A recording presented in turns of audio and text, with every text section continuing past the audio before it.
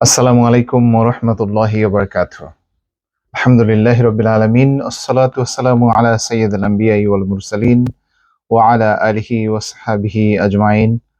রব্বি ইশরাহ লি সাদরি ওয়া ইয়াসসির লি আমরি ওয়াহলুল উকদাতাম মিন লিসানি ইয়াফকাহু কওলি। আমিন ইয়া রাব্বাল আলামিন। ছোট্ট আকারে সারমর্ম উইদিন 5 মিনিটস ইনশাআল্লাহ তাআলা। কোরআনের তৃতীয় পারার যে সারমর্ম রয়েছে তা হচ্ছে সূরা আল বাকারার 253 নম্বর আয়াত থেকে এইটা শেষ হয়েছে, তৃতীয় পারা শেষ হয়েছে আল ইমরানের 92 নম্বর আয়াত পর্যন্ত। আর এই পাড়ায় মূলত ঈমান, উম্মার যে ঐক্য, কিবলা পরিবর্তন, দান, সদাকা, সুদ নিষেধ, আহলে কিতাবদের সাথে সম্পর্কিত গুরুত্বপূর্ণ কিছু আলোচনা এই পাড়ার ভিতরে এসেছে। তো প্রথম যে বিষয়টি বলা হয়েছে তা হচ্ছে রসুলগণের মধ্যে মর্যাদার পার্থক্য। সূরা বাকারার 253 থেকে 257 নম্বর আয়াতে আল্লাহ রাব্বুল আলামিন বলেছেন যে তিনি কিছু নবীকে অন্য নবীদের উপরে বিশেষ মর্যাদা দিয়েছেন। ঈসা আলাইহিস সালামকে সাহায্য করেছেন। সত্য বাতিলের পার্থক্য স্পষ্ট করা হয়েছে এই পাড়ার ভিতরে। আল্লাহই মুমিনদের অভিভাবক এবং তিনি অন্ধকার থেকে তাদেরকে আলোতে নিয়ে আসেন।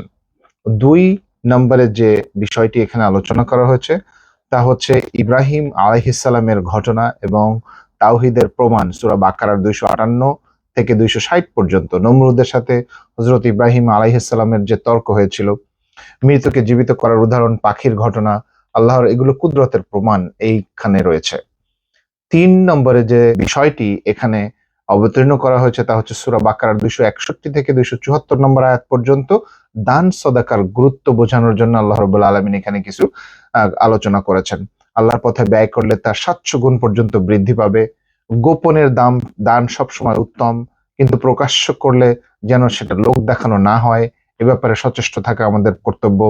দানের পর কটূক্তি বা কষ্ট দেওয়া নিষিদ্ধ, অর্থাৎ আপনি দান করেছেন এবং আপনি তাকে আবার কষ্ট দিচ্ছেন, ডাজ নট মেক সেন্স। মুমিনরা তো আল্লাহকেই খুশি করতে চায়। তারপরে যে বিষয় নিয়ে আলোচনা করা হয়েছে তা হচ্ছে সুদের কঠোর নিষেধাজ্ঞা। বাকারার 275 থেকে 281 নম্বর আয়াত পর্যন্ত সুদ বা রিবা হারাম ঘোষণা করা হয়েছে। সুদখোরদের বিরুদ্ধে আল্লাহ তাআলা তার রসুলের যুদ্ধের ঘোষণা দিয়েছেন এবং এইখানে তওবা করলে মূলধন ফেরত পাবে, অতিরিক্ত নেওয়া যাবে না। তাকওয়ার প্রতি আহ্বান করা হয়েছে। এই বিষয়গুলো নিয়ে এখানে বিস্তারিত আলোচনা করা হয়েছে। পরে 5 নম্বরে যে বিষয়ে এখানে অবতারণা করা হয়েছে তা হচ্ছে ঋণ লেনদেনের বিধান সম্বন্ধে।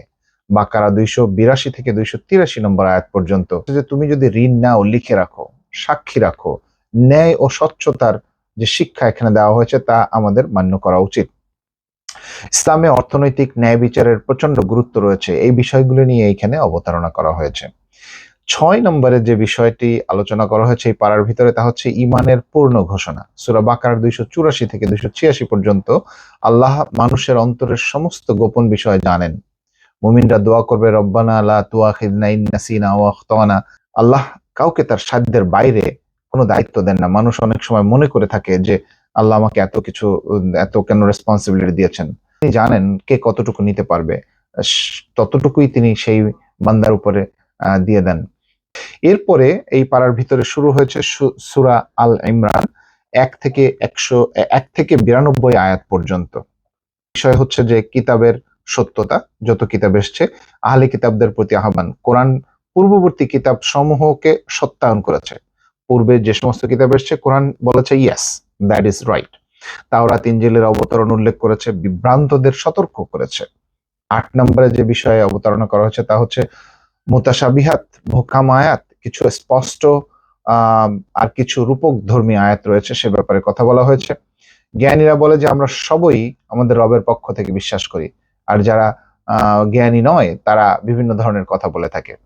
9 নম্বরে যে বিষয়টির অবতারণা করা হয়েছে তা হচ্ছে ইমরানের পরিবারের যে আলোচনা। মারিয়াম আলাইহিস সালাতু ওয়াসসালাম এর জন্ম, লালন পালন, হযরত ঈসা আলাইহিস সালাম এর অলৌকিক জন্মের সুসংবাদ, দাওয়াত, এগুলি দেওয়া হয়েছে এই পাড়ার ভিতরে, এই জুজের ভিতরে।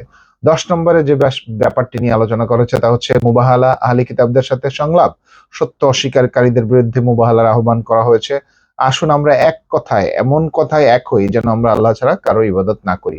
11 নম্বরে যে বিষয়টি এখানে অবতারণা করা হয়েছে তা হচ্ছে আল্লাহর পথে ব্যয় করা এবং তাকওয়া অর্জন করা। 92 আয়াত পর্যন্ত সূরা আল ইমরান। দান ও তাকওয়ার মাধ্যমে জান্নাত লাভের পথ নির্দেশনা দেওয়া হয়েছে। তো এই পুরো পাড়ার ভিতরে মূল শিক্ষা কি আছে?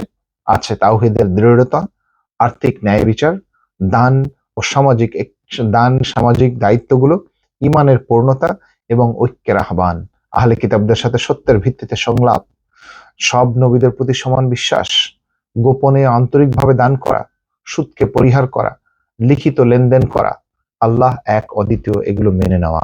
এই ছিল তৃতীয় পাড়ার সংক্ষিপ্ত সারমর্ম। আল্লাহ রাব্বুল আলামিন আমাদের সবাইকে সুস্থ রাখুন, ভালো রাখুন, আমাদের রোজাকে কবুল করুন। আমিন ইয়া রাব্বুল আলামিন। আসসালামু আলাইকুম ওয়া রাহমাতুল্লাহি ওয়া বারাকাতুহু।